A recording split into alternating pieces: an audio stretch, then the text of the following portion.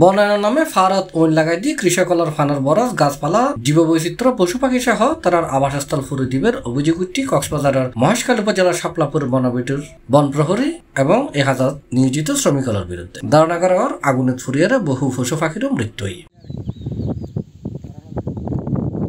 গত মে 17 তারিখ উপজেলা শাপলাপুর ইউনিয়নের জ্যামকাটা লাহাত পশ্চিম ফারানাজ্জি এই ঘটনা ঘটে।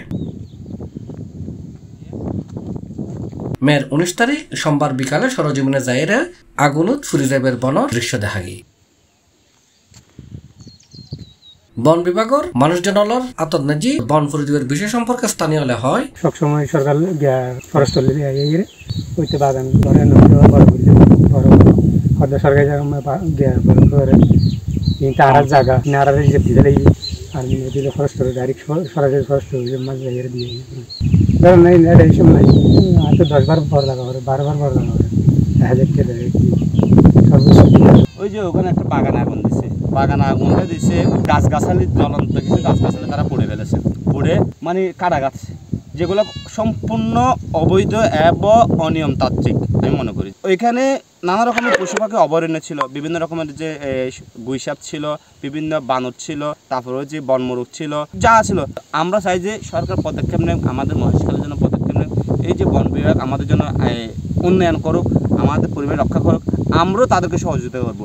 এসব বিষয়ে জানতে চাইলে সহকারী বন সংরক্ষক সাজমিনুল ইসলাম মুঠোফোনে C+রে হয় জেমঘাটের সামাজিক বনায়নের উপকারভোগীরা দ্বিতীয় আবর্ত এখানে বাগান করতেছে।